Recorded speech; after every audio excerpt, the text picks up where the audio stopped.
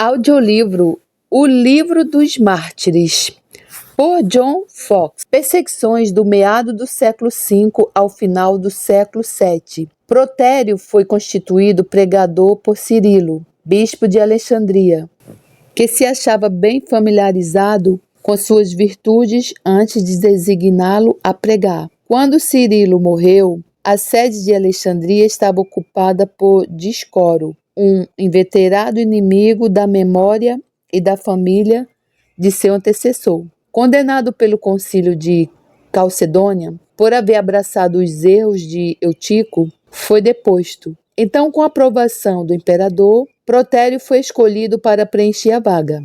Isto ocasionou uma perigosa rebelião, pois a cidade de Alexandria achava-se dividida em duas facções. Uma defendia a causa do anterior prelado, a outra a do novo. Em um dos motins, os eutiquianos decidiram lançar sua vingança contra Protério, que fugiu da igreja em busca de refúgio. Porém, na sexta-feira santa do ano 457 d.C., uma multidão deles entrou na igreja e assassinou barbaramente o prelado. Arrastaram-lhe o corpo pelas ruas sob gritos e insultos. Queimaram-no e espalharam sua cinza pelo ar.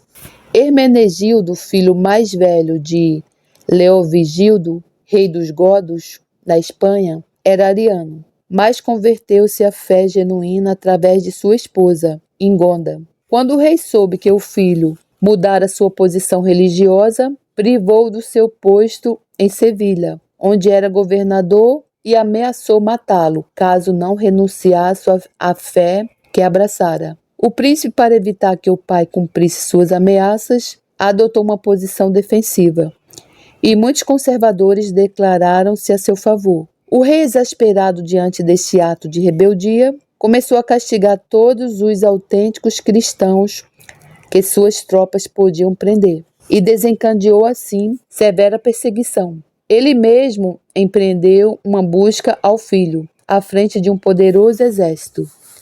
O príncipe refugiou-se em Sevilha, de onde logo fugiu, mas foi preso em Acieta e mandado de volta a Sevilha, carregado de cadeias. Na festa da Páscoa, recusou receber a Eucaristia das mãos de um bispo ariano, o que muito encolerizou o rei. Ele ordenou que seus guardas despedaçassem o príncipe, o que cumpriram com todo o rigor no dia 13 de abril de 586 d.C. Meu Deus, o próprio filho. Martim, bispo de Roma, nasceu em Todi, Itália. Tinha uma inclinação natural à virtude e seus pais o educaram admiravelmente. Opôs-se aos hereges monotelitas protegidos do imperador Heráclio, e por isso foi condenado em Constantinopla, onde nos lugares mais frequentados foi exposto à mofa do povo. Arrancaram-lhe todas as marcas de distinção episcopal e trataram-no com maior escárnio e severidade. Depois de ficar alguns meses no cárcere, Martim foi enviado a uma ilha, a certa distância, e ali despedaçado, em 655 d.C. João, bispo de Bérgamo, em Lombardia, era um erudito e bom cristão. Exerceu todos os esforços possíveis para retirar da igreja os erros do arianismo e uniu-se nessa santa obra a João, bispo de Milão. Teve grande êxito contra os hereges, por isso foi assassinado no dia 11 de julho de 683. Quilienes nasceu na Irlanda e recebeu de seus pais uma educação piedosa e cristã. Obteve a licença da Igreja de Roma para pregar aos pagãos em Franconia, na Alemanha. Em Würzburg, converteu o governador Gosiberto, cujo exemplo foi seguido pela maior parte do povo durante os anos seguintes. Quando Quiliem persuadiu Gosiberto de que o seu matrimônio com a viúva de seu irmão era pecaminoso, essa fez com que o decapitassem. Era o ano 689 d.C. Perseguições do início do século VIII ao final do século X. Bonifácio, arcebispo de Mentz e pai da Igreja da Alemanha, era inglês e na história eclesiástica é considerado um dos mais formosos ornamentos daquela nação. Seu nome original era Winfred, ou Winfrith, e nasceu em Kingston, Devonshire, então parte do reino saxão ocidental. Já aos 6 anos de idade, exibia forte propensão à reflexão e parecia ávido por questões religiosas. O abade Wolfrad, ao perceber sua aguda inteligência, assim como uma intensa inclinação ao estudo, fê-lo ir a Nutseli, um seminário na diocese de Winchester, onde teria maiores oportunidades de se dedicar aos estudos do que em Exeter. Depois de analisá-lo detidamente, o abade julgou-o qualificado para o ministério cristão e obrigou-o a receber essa sagrada ordem quando tinha cerca de 30 anos. Desde então, Bonifácio começou a pregar e a trabalhar pela salvação de seus semelhantes. Foi liberado para assistir a um sínodo de bispos no reino saxão ocidental. Posteriormente, no ano 719 d.C., foi a Roma onde o Papa Gregório II recebeu com grandes mostras de amizade e, ao encontrá-lo cheio de todas as virtudes que compõem o caráter de um missionário, despediu sem nenhuma comissão concreta, com liberdade de pregar o evangelho aos pagãos, onde os achasse. Ao passar pela Lombardia e Baviera, chegou a Turingia, país que já havia recebido a luz do evangelho. Logo visitou o Tredeste e dirigiu-se à Saxônia, onde converteu milhares ao cristianismo. Durante o ministério deste dedicado bispo, Pipino foi proclamado rei da França. Era ambição deste príncipe ser coroado pelo mais santo prelado que existia. E Bonifácio foi chamado para presidir a cerimônia em Soissons, no ano 752 d.C. No ano seguinte, sua idade avançada e suas muitas enfermidades pesaram-lhe de tal forma que, com o consentimento do novo rei e dos bispos de sua diocese, consagrou a Lulus, seu compatriota e fiel discípulo, a fim de pô-lo na sede de Médici. Liberado assim de sua carga, recomendou a igreja de Médici ao novo bispo, em termos muito enérgicos, e expressou o desejo de que a igreja em Fuld fosse terminada e que o sepultassem ali, pois seu fim estava próximo. Após transmitir estas ordens, empreendeu uma viagem de barca pelo rio Rin, em direção à Frígia, onde levou à conversão e ao batismo milhares de nativos. Demoliu templos pagãos e levantou igrejas sobre as ruínas daquelas supersticiosas estruturas. Ao separar um dia para a confirmação de um grande número de convertidos, ordenou que se reunissem em uma planície perto do rio Bolde. Dirigiu-se para lá na véspera da data marcada e, ao levantar uma tenda, decidiu passar ali a noite, a fim de estar pronto nas primeiras horas da manhã seguinte. Alguns pagãos, inveterados inimigos seus, ao tomarem conhecimento desses arranjos, lançaram-se contra ele e seus companheiros durante a noite e mataram-no juntamente com 52 de seus amigos e ajudantes. Isso aconteceu no dia 5 de junho de 755 d.C. Assim caiu o grande missionário da igreja alemã, a honra da Inglaterra e a glória da época em que viveu. Em 854 d.C., 42 pessoas de Armória, na Alta Frígia, foram martirizadas pelos sarracenos. Eis como se deu o trágico acontecimento. No reinado de Teófilo, os sarracenos devastaram muitas zonas do Império Oriental. Ao alcançarem consideráveis vitórias sobre os cristãos, tomaram a cidade de Armória, e muitas pessoas sofreram o martírio. Flora e Maria, distintas damas da sociedade, sofreram juntas o martírio. Perfecto era natural de Córdoba, Espanha, e fora criado na fé cristã, pois estudou de um gênio vivo, fez-se mestre em toda a literatura útil e amena daquela época. Contudo, era menos célebre por suas capacidades que por sua piedade. Após ser consagrado ao ministério cristão, executou os deveres de seu ofício com grande assiduidade e exatidão. Ao declarar em público que Mahoma era um impostor, foi condenado à decapitação. A sentença foi executada em 850 d.C. e seu corpo honrosamente sepultado pelos cristãos. Adalberto, bispo de Praga, natural da Boêmia, depois de ver-se envolvido em muitas penalidades, começou a ocupar seus pensamentos com a conversão dos infiéis. Dirigiu-se então a Danzig, onde converteu e batizou a muitos. O fato enfureceu tanto os sacerdotes pagãos que se lançaram contra ele e o mataram com dardos, no dia 23 de abril de 997 d.C.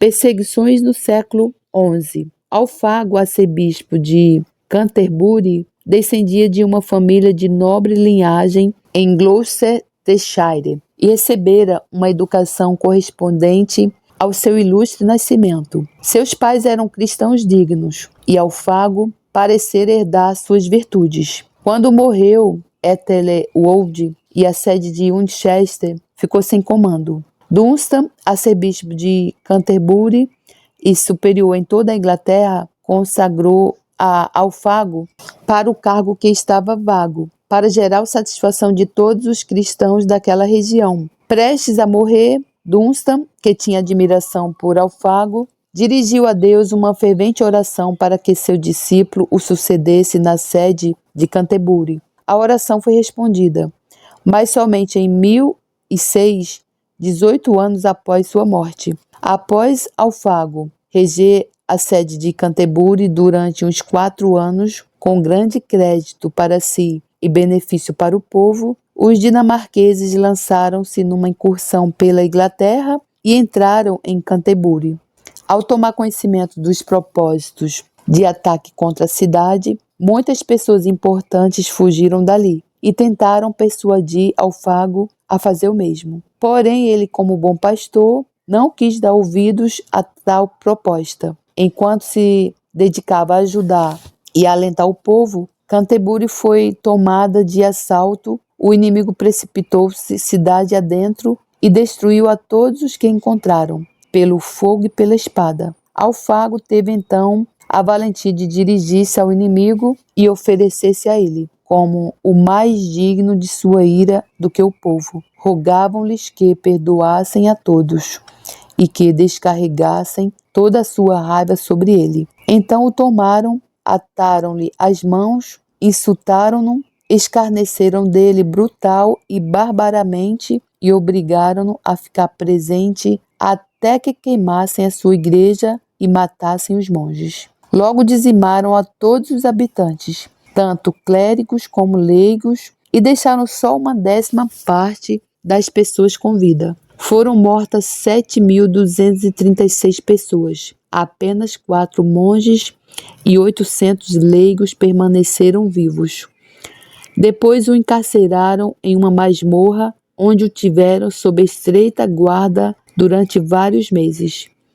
Durante essa prisão, propuseram-lhe ganhar sua liberdade mediante um resgate de 3.000 libras e que persuadisse o rei a comprar a saída deles do reino por uma soma adicional de 10.000 libras. Como as circunstâncias de Alfago não lhe permitiam satisfazer uma exigência tão exorbitante, ataram-no e aplicaram-lhe atrozes tormentos, a fim de obrigá-lo a revelar o tesouro da igreja. Asseguraram-lhe que, se o fizesse, seria liberto. Porém, o prelado persistiu piedosamente em recusar dar aos pagãos quaisquer informações. Trancaram-no de novo na masmorra por mais 6 dias. Então, ao levá-lo preso para Greenwich, submeteram-no a juízo. Ele se manteve inflexível com respeito ao tesouro da igreja e exortou-os em troca que abandonassem sua idolatria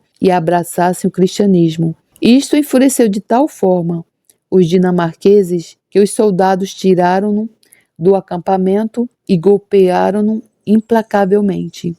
Um dos soldados que fora convertido por ele, ao saber que suas dores se prolongariam por muito tempo, com a morte próxima de ser concretizada, atuou como uma espécie bárbara de compaixão, ao cortar-lhe a cabeça e pôr assim um ponto final ao seu martírio, no dia 19 de abril de 1012.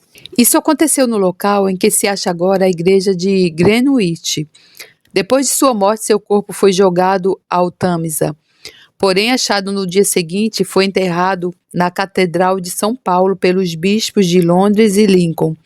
No ano 1023, seus restos mortais foram levados a Canterbury por Ethelmonth, então bispo desta província. Gerardo, veneziano, dedicou-se ao serviço de Deus desde a mais tenra idade. Entrou em uma ordem religiosa por um certo tempo e logo decidiu peregrinar pela Terra Santa. Ao passar pela Hungria, conheceu Esteban, o rei daquele país, que o fez bispo da Chonade. Ao serem depostos Ovo e Pedro, sucessores de Esteban, Andrés, filho de Ladislão, primo de Esteban, recebeu a promessa de que lhe seria dada a coroa, sob a condição de empregar sua autoridade para extirpar da Hungria a religião cristã. O ambicioso príncipe aceitou a proposta. Contudo, ao ser informado desta ímpia barganha, Gerardo considerou seu dever protestar contra a enormidade do crime de Andrés e persuadi-lo a retirar a promessa. Com este fim, empreendeu visitar o rei, acompanhado por 3 bispos cheios de zelo pela religião. O novo rei estava em Alba Regalis, porém, quando os 4 iam cruzar o Danúbio, foram detidos por um grupo de soldados. Suportaram pacientemente um ataque com pedras. Depois foram espancados sem misericórdia e mortos com lanças. Era o ano 1045. Stanislau, bispo de Cracóvia, descendia de uma ilustre família polaca. A piedade de seus pais igualava-se à sua opulência, dedicada, aliás, a todos os propósitos de caridade e benevolência. Stanislau esteve um certo tempo indeciso sobre abraçar a vida monástica ou dedicar-se à cleresia secular. Abraçou finalmente a segunda, persuadido por Lamberto Zula, bispo de Cracóvia, que lhe deu ordens sagradas e o fez canônico de sua catedral. Lamberto morreu em 25 de novembro de 1071. Então, todos os interessados na eleição de um sucessor declararam-se por Stanislau e esse ocupou aquele bispado. Boleslão, segundo rei da Polônia, tinha muitas e boas qualidades, porém, deu vazão às suas paixões. Cometeu muitas atrocidades e, ao final, mereceu o apelido de cruel. Somente Stanislau teve a oportunidade de mostrar suas faltas, quando, ao aproveitar uma ocasião em que estiveram a sós, expressou abertamente a dimensão de seus crimes. O rei, sumamente exasperado ante suas repetidas mostras de ousadia, decidiu terminar com o fiel bispo. Ao inteirar-se um dia de que o bispo estava sozinho na capela de São Miguel, a pouca distância da cidade, enviou alguns soldados para assassiná-lo. Esses empreenderam com boa vontade a sangrenta tarefa. Ao chegarem, porém, à presença de Stanislau, o admirável aspecto do bispo amedrontou-os, de tal maneira que não puderem levar a cabo o prometido. Quando o rei soube que não lhe cumpriram as ordens, lançou-se violentamente sobre eles. Arrebatou uma adaga de um deles e dirigiu-se furioso à capela, onde, ao encontrar Stanislau diante do altar, enterrou-lhe a arma no coração, o qual morreu instantaneamente. Isso aconteceu em 8 de maio de 1079. Capítulo 4. Perseguições papais. Até agora, nossa história sobre as perseguições limitou-se principalmente ao mundo pagão. Chegamos então a um período em que a perseguição, sob a roupagem do cristianismo, cometeu atrocidades piores que as que infamaram os anais do paganismo. Ao deixar de lado as máximas e o espírito do evangelho, a Igreja Papal, armada com o poder da espada, humilhou a Igreja de Deus e devastou-a durante vários séculos, num período apropriadamente conhecido como a Idade das Trevas. Os reis da terra deram seu poder à besta e sujeitaram-se a ser pisoteados pelas miseráveis artimanhas que Hamildo ocuparam o trono papal, como no caso de Henrique, imperador da Alemanha. A tempestade da perseguição papal abateu-se primeiro contra os valdeses na França. A perseguição contra os valdenses na França. Após o Papa introduzir várias inovações na igreja e cobrir o mundo cristão com trevas e superstições, uns poucos, ao dar-se conta da tendência perniciosa de tais erros, decidiram exigir a luz do Evangelho em sua real pureza. Empenharam-se em dispersar aquelas nuvens estendidas por uns astutos sacerdotes que pretendiam cegar o povo e embaraçar o seu verdadeiro resplendor. O principal entre estes foi Berengário, que por volta do ano 1000 pregou denodadamente as verdades do Evangelho, segundo sua primitiva pureza. Muitos convencidos concordaram com a sua doutrina e foram, por isso, chamados Erengários. Este defensor do Evangelho foi sucedido por Pedro Bruz, que pregou em Toulouse sobre a proteção de um conde chamado Ildefonso. Todos os pontos dos reformadores com as suas razões para separar-se da Igreja de Roma foram publicados em um livro escrito por Bruz, sob o título de Anticristo.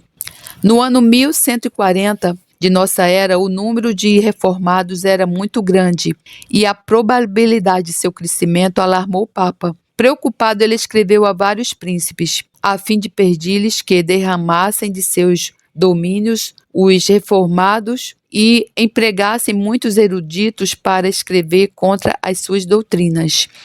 Em 1147, eram chamados de Eneresianos, devido a Henrique de Toulouse, considerado seu mais eminente pregador, e por causa da não aceitação de qualquer prova religiosa, além das que se podiam deduzir das Escrituras, o partido papista deu-lhes o nome de apóstolos.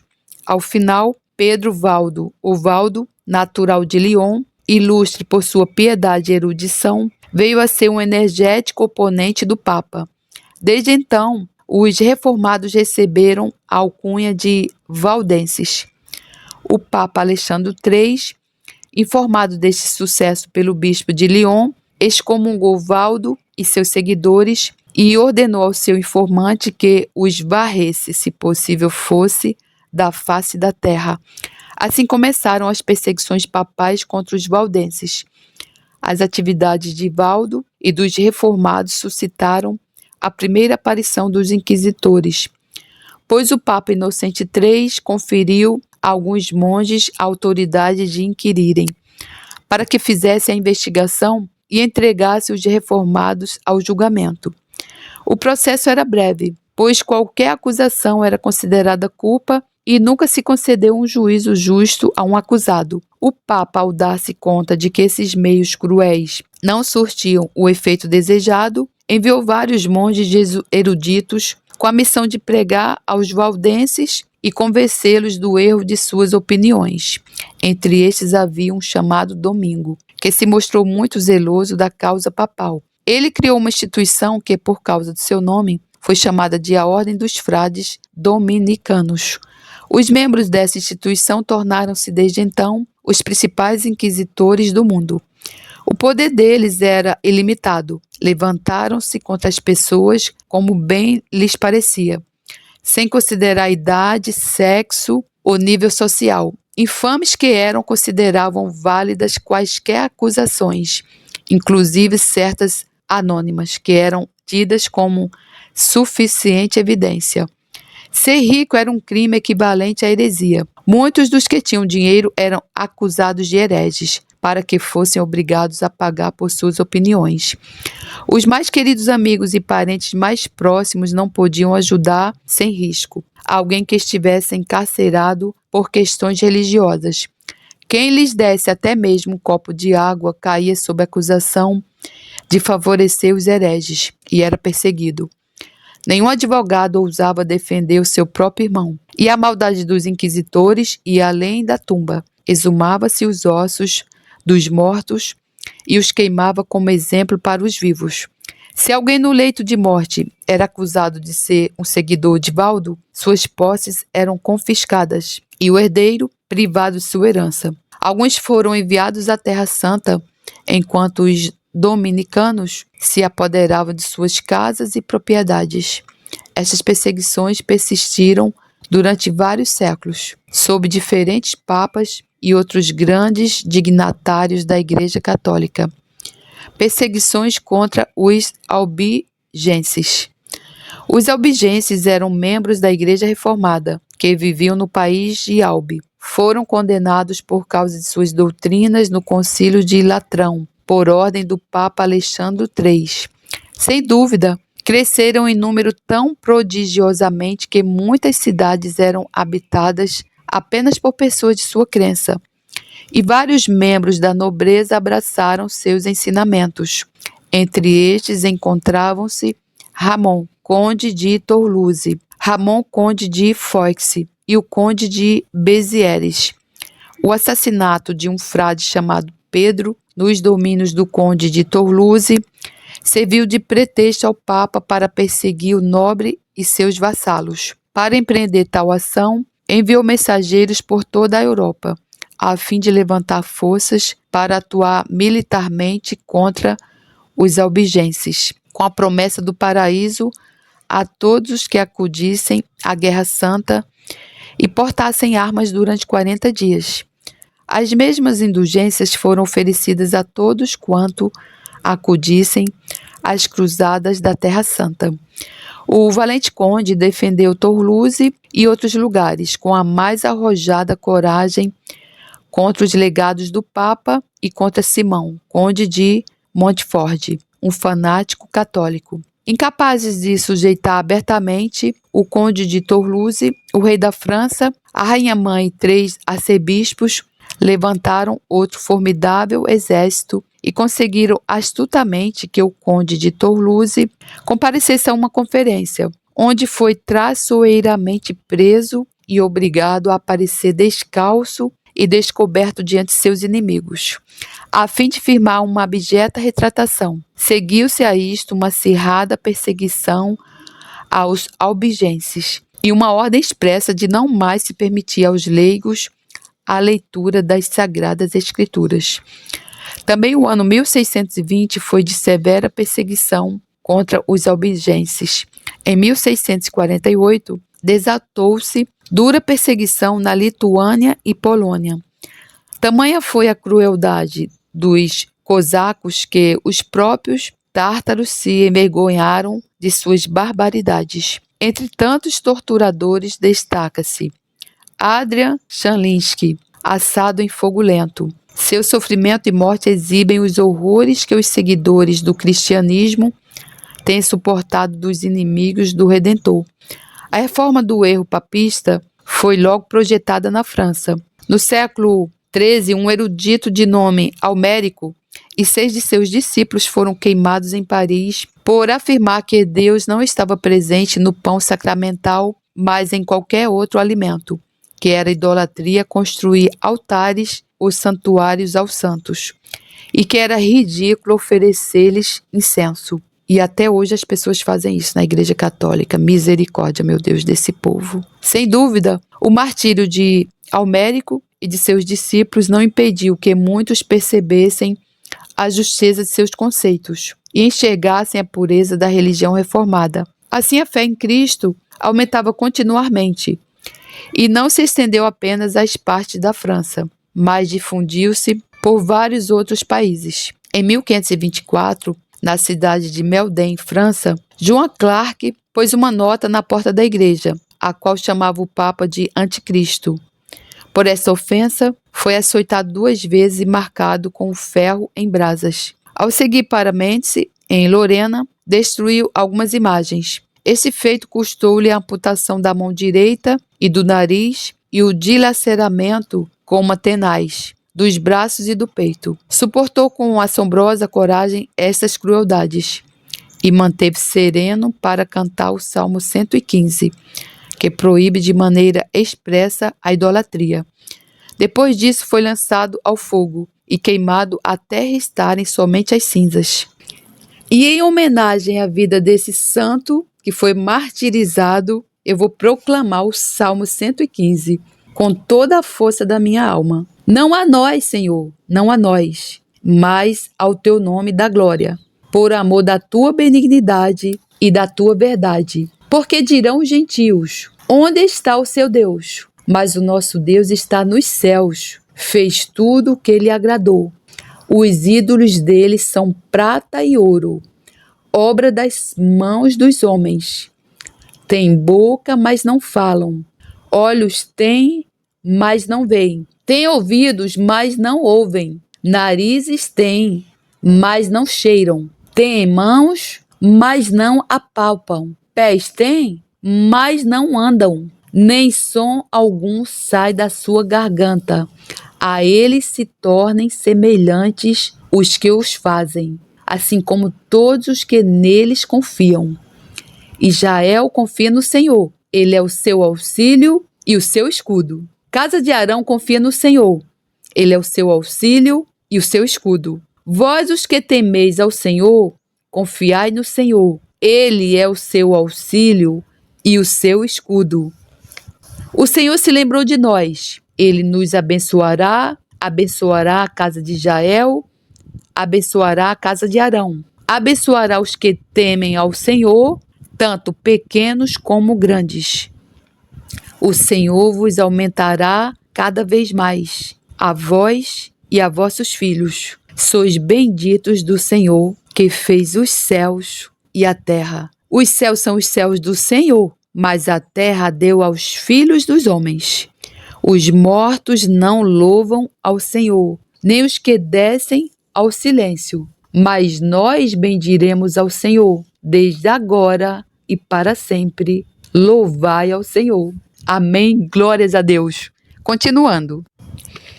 Por esse tempo, em várias partes da França, especialmente Paris, Malda e Limousin, muitas pessoas de convicções reformadas foram açoitadas, postas no tronco, flageladas e queimadas em fogueiras.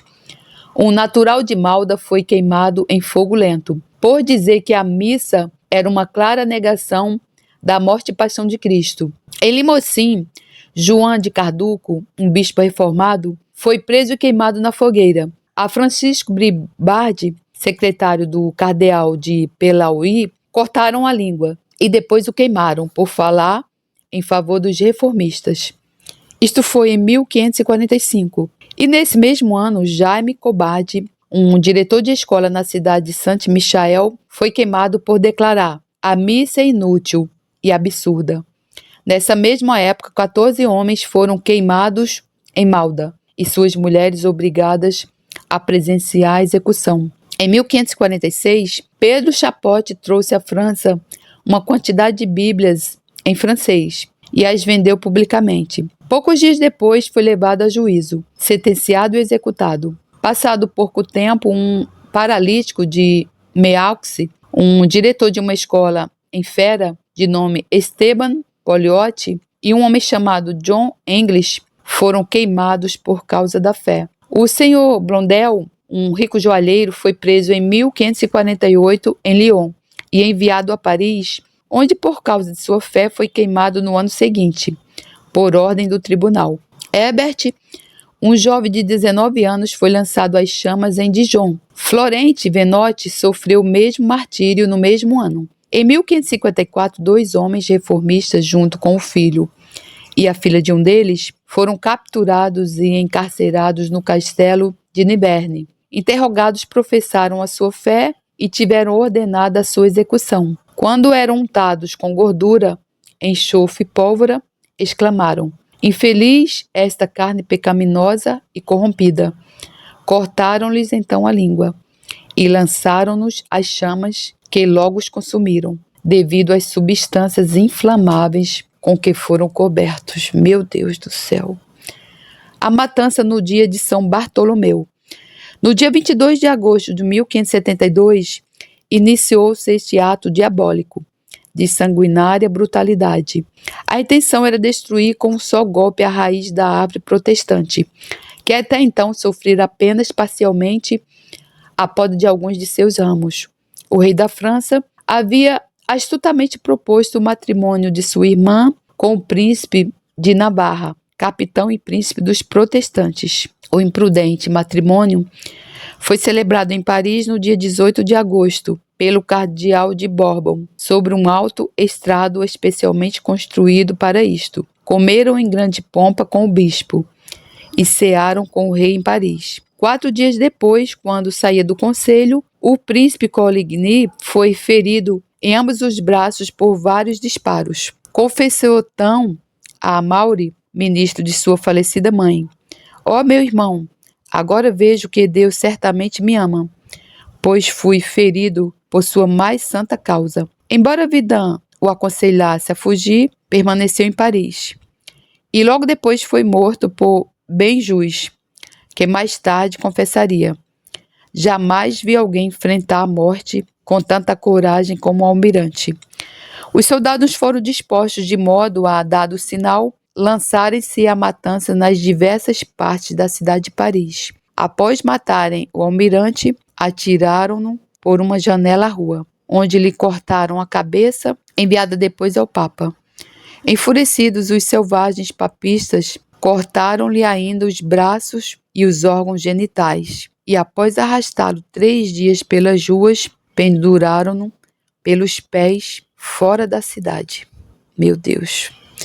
Depois dele, outras pessoas importantes foram mortas pela fé que professavam, entre elas o conde de La Rochefoucauld, Telínios, genro do almirante Antônio, Clarimontos, o marquês de Ravelli, Leves, Búcios, Bandineus, Pluviálios, Burneus, etc. Ao lançar-se contra o povo comum, os papistas continuaram longo tempo com a matança. Durante os primeiros dias, mataram 10.000 de todas as classes sociais. Os corpos foram lançados aos rios. O sangue corria como arroios pelas ruas. O rio Sena parecia ser de sangue. Tão furiosa e infernal era a sua ira, que mataram até os papistas considerados pouco devotos à sua diabólica religião. De Paris, a destruição estendeu-se a todos os rincões do reino. Em Orleans foram mortos 1.000 homens, mulheres e crianças. Em Rouen, 6.000. Em Meudith, 200 pessoas foram encarceradas e mais tarde tiradas uma a uma e cruelmente assassinadas. Em Lyon, o número de mortos chegou a 800. Aí, crianças agarradas aos pescoços de seus pais e pais que abraçavam afetuosamente seus filhos serviram de alimento às espadas e às mentes sanguinárias daqueles que chamavam a si mesmo de a Igreja Católica. Era o próprio diabo, Satanás dos infernos. Nessa localidade, 300 pessoas foram assassinadas na casa do bispo, e os ímpios monges não queriam liberar ao sepultamento os seus corpos. Ao inteirar-se da matança em Paris, os moradores de Augusto Bona cerraram as portas para que nenhum protestante escapasse e, na busca diligente de cada membro da Igreja Reformada, encarceraram-nos e os mataram do modo mais bárbaro possível. Essas mesmas crueldades repetiram-se em Avaricum, Troyes, Toulouse, Rouen e muitos outros lugares, pois iam de cidade em cidades, vilas e povoados por todo o reino. A fim de exemplificarmos esta horrenda carnificina, citamos a apropriada e interessante narrativa de um católico romano sensível e erudito. As núpcias do jovem rei de Navarra com a irmã do rei da França foram celebradas em grande pompa. Todas as expressões de afeto, todos os protestos de amizade e todos os juramentos sagrados entre os homens foram profusamente prodigalizados por Catarina, a rainha-mãe, e pelo rei, enquanto o restante da corte se entregava aos festejos, teatros e bailes de máscara. No final, à meia-noite, véspera de São Bartolomeu, deu-se o sinal. De imediato, as casas dos protestantes foram forçadas. Alarmado pela comoção, o almirante Coligny saltou da cama ao tempo em que um grupo de assassinos adentrava-lhe o quarto. Chegavam liderados por um tal Besme, que fora criado no seio da família dos Guisas. Este infame traspassou com sua espada o peito do almirante, e ainda abriu-lhe um talho na face. Basme era alemão e foi depois pego pelos protestantes de La Rochelle, que o quiseram dependurar, mas acabou morto por um tal Bretanville. Henrique, o jovem duque de Guisa, que mais tarde instituiu a Liga Católica e foi assassinado em Blois, esteve em pé, à porta até que terminasse a horrenda carnificina. Então gritou: Besme, pronto! Depois disso, os rufiões atiraram o corpo pela janela e Coligny expirou aos pés do conde de Guisa. O conde de Teligny também caiu vítima. Casara-se havia uns 10 meses com a filha de Coligny. Seu rosto era tão formoso que os rufiões, ao entrarem para o matar, sentiram-se tomados de compaixão.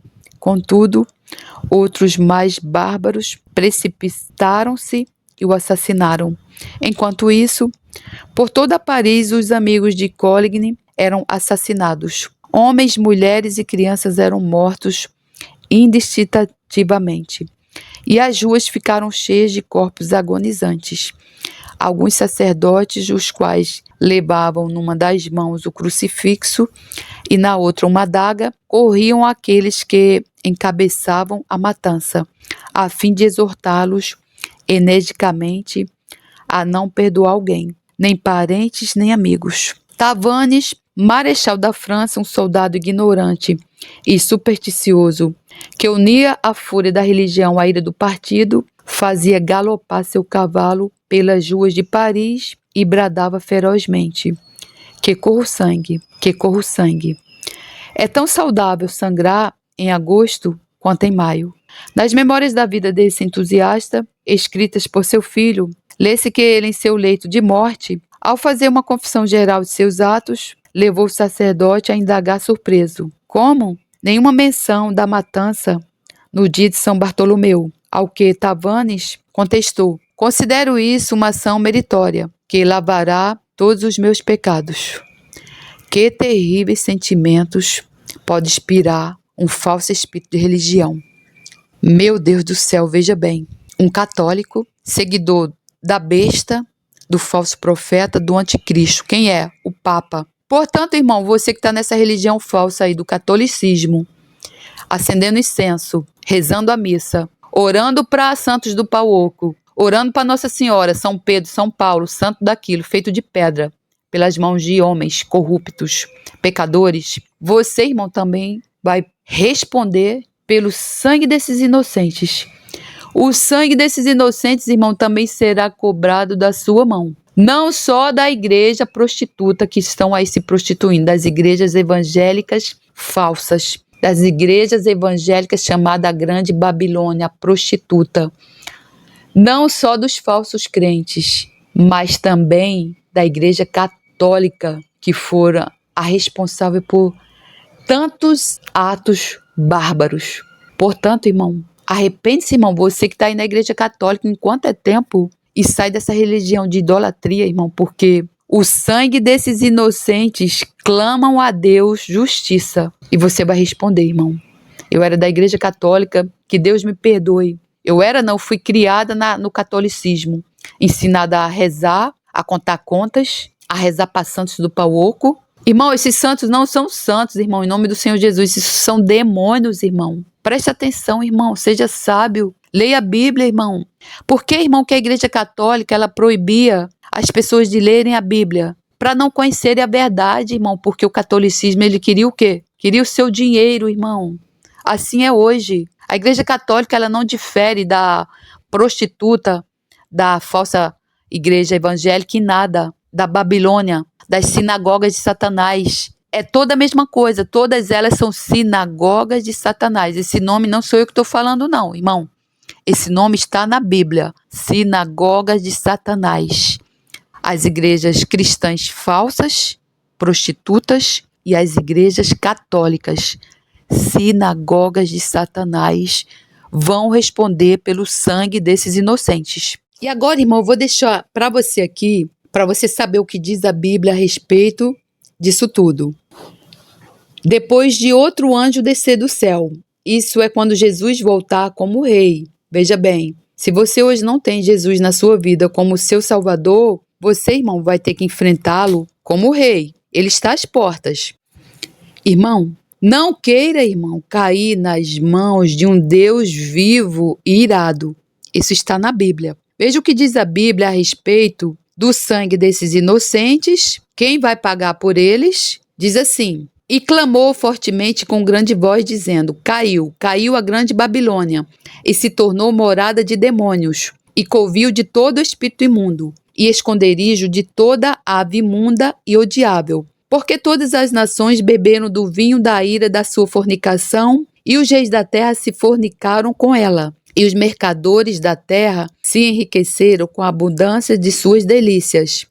E ouvi outra voz do céu que dizia: sai dela, povo meu, para que não sejas participante dos seus pecados, e para que não incorras nas suas pragas, porque já os seus pecados se acumularam até ao céu, e Deus se lembrou das iniquidades dela. Veja bem, irmão, quem é, irmão, essa grande Babilônia? São as igrejas falsas, as igrejas evangélicas com falsos pastores que fazem a obra para ganhar dinheiro, para enganar recursos para si próprios, para enriquecer o seu bolso, que pregam falsas doutrinas, falsas heresias, que não pregam a palavra de Deus como ela tem que ser pregada, que só falam do amor de Deus, da bondade de Deus, que não fala da justiça, do juízo, do pecado, que enganam as ovelhas. Essa grande Babilônia, ela é chamada prostituta.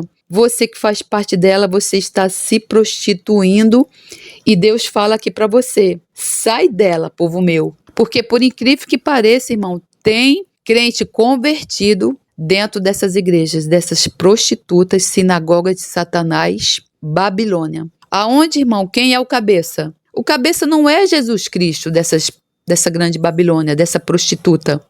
É Satanás, irmão. Você precisa entender que Satanás, ele é o cabeça dessas grandes Babilônias, dessas igrejas falsas, assim como ele também é o cabeça da igreja católica, irmão. O anticristo, o Papa representa o anticristo.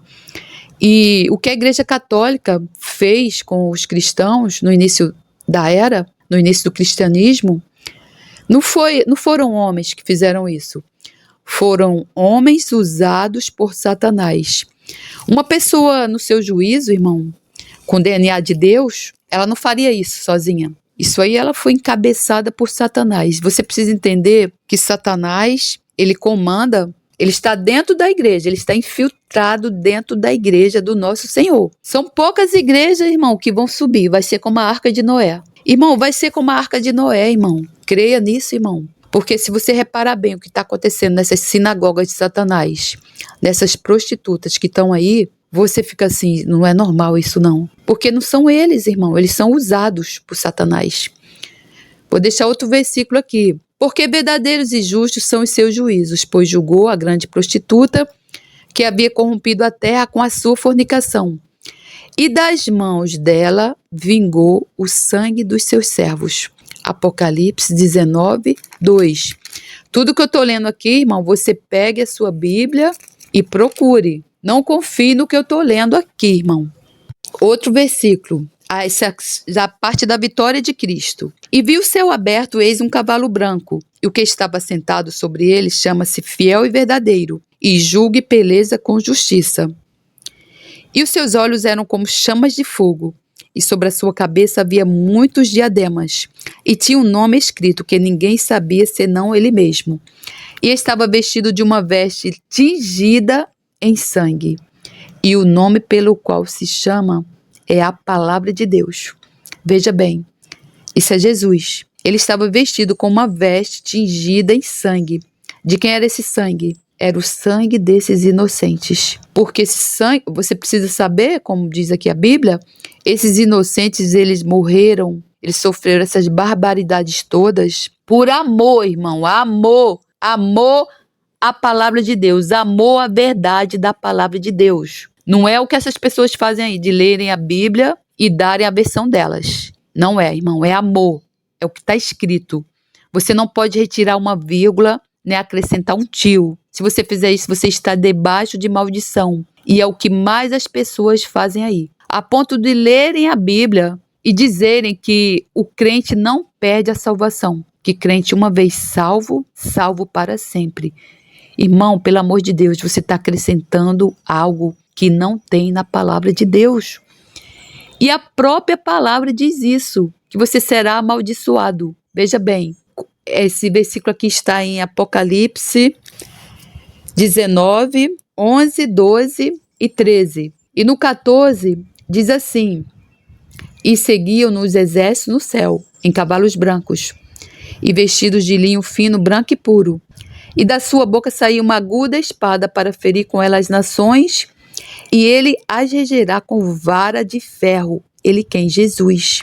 E ele mesmo é o que pisa o lagar do vinho do furor e da ira do Deus Todo-Poderoso. Irmão, você, irmão, que está no pecado, que não conhece Jesus, que vê tudo isso acontecendo aí nessas igrejas, não se assombre, irmão. Se aproxime do nosso Senhor Jesus, porque está se cumprindo o que está na Escritura. E você, irmão, que está aí, você vai ter que enfrentar, irmão, o lagar do vinho, do furor da ira do Deus Todo-Poderoso. Irmão, a tua vida, irmão, a tua alma vai queimar, irmão, no lago do fogo de enxofre. A tua carne vai padecer aqui e a tua alma vai queimar, irmão, no lago de fogo de enxofre. E eu digo, irmão, que existe uma caldeira para os ímpios, os pecadores que morrem na ignorância. E para você que conhece a palavra e faz parte dessa prostituta, faz parte da Babilônia, faz parte da sinagoga de Satanás, Deus vai aumentar essa caldeira, irmão, assim, de uma forma tão quente, irmão, tão quente que teus gritos, até os demônios que estão lá contigo e Satanás vai fugir, tanto que tu vai gritar. E se você, irmão, acha que não existe lago de fogo de enxofre, que isso é conversa fiada, eu vou deixar o versículo da Bíblia também diz aqui. Apocalipse, capítulo 21. E o que estava sentado sobre o trono disse: eis que faço novas todas as coisas. E disse-me: escreve, porque estas palavras são verdadeiras e fiéis. E disse-me mais: está cumprido. Eu sou o Alfa e o Ômega, o princípio e o fim. A quem quer que tiver sede, de graça lhe darei da fonte da água da vida. Isso é o próprio Jesus Cristo falando. Irmão, um dia eu bebi dessa água. Nunca mais, irmão, eu quero deixar de beber dessa água. Nunca mais, irmão, eu tive sede. Minha vida foi transformada. E assim, irmão, se você quiser beber dessa água, você também pode. Porque eu não sou melhor do que você em nada, irmão. Essa água também está disponível para você. Ela se chama o nosso Rei, o nosso Salvador, Jesus Cristo. Mas você pode aceitá-lo como Salvador, você também vai aceitá-lo como Rei, como legislador. Não é só como Salvador, irmão. Quem vencer dará todas as coisas, e eu serei seu Deus, e ele será meu filho. Veja que lindo. Mas quanto aos covardes, e aos incrédulos, e aos abomináveis, e aos homicidas, e aos fornicadores, e aos feiticeiros, e aos idólatras, ou seja, aqueles que estão na igreja católica, que fazem isso o tempo inteiro. A idolatria, ela não é somente de imagens. Você idolatra dinheiro, você idolatra pessoas, você idolatra coisas, você idolatra, irmão, o seu corpo. A idolatria, ela é considerada, irmão, como se fosse feitiçaria. E a todos os mentirosos, a sua parte será no lago que arde com fogo e enxofre, o que é a segunda morte. Então, irmão, se você duvida que existe lago de fogo de enxofre, aqui está o versículo da Bíblia, capítulo 21, 5 a 8. E eu tenho só mais uma última coisa para falar para você, porque mesmo durante esse tempo aí, dessas barbaridades, dessas atrocidades, a igreja do Senhor Jesus cresceu e venceu o mal. Porque, irmão, você precisa entender que a luz, irmão, é maior do que as trevas. Você pode estar numa masmorra. Se estiver entrando uma fresta da luz do sol, pois vai ser o suficiente para aquelas cadeias se quebrarem. Você precisa entender que os crentes verdadeiros, eles são o sal da terra e a luz do mundo. E que as portas do inferno não prevalecerão contra a igreja do Senhor. As portas do inferno não prevalecerão contra a igreja do Senhor. Mateus 16, 18 a 20.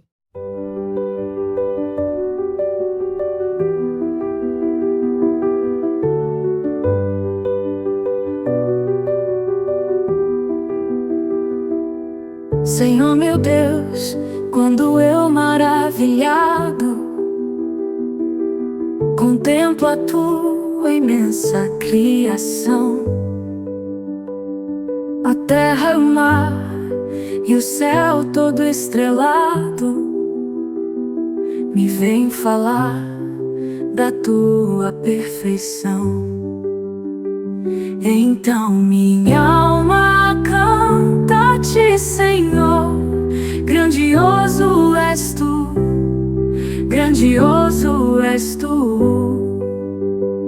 Então minha alma canta a ti, Senhor, grandioso és tu, grandioso és tu.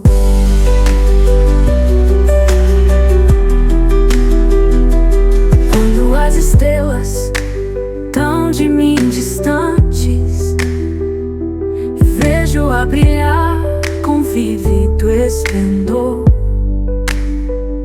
Relembro a Deus as glórias cintilantes que meu Jesus deixou por meu amor. Então minha alma canta a ti, Senhor, grandioso és tu, grandioso és tu.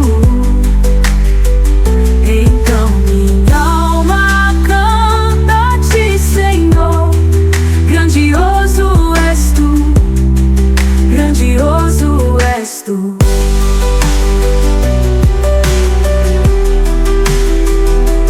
Olho as florestas murmurando ao vento, e ao ver que tu plantaste cada pé,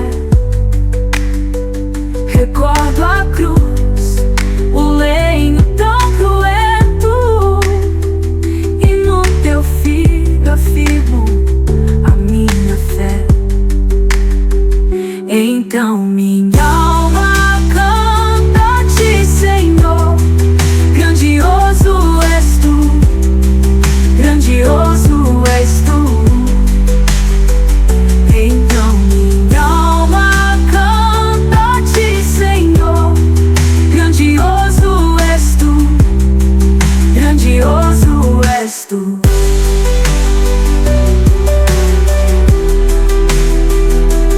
E quando penso que tu não poupaste teu filho amado por amor de mim, meu coração que nele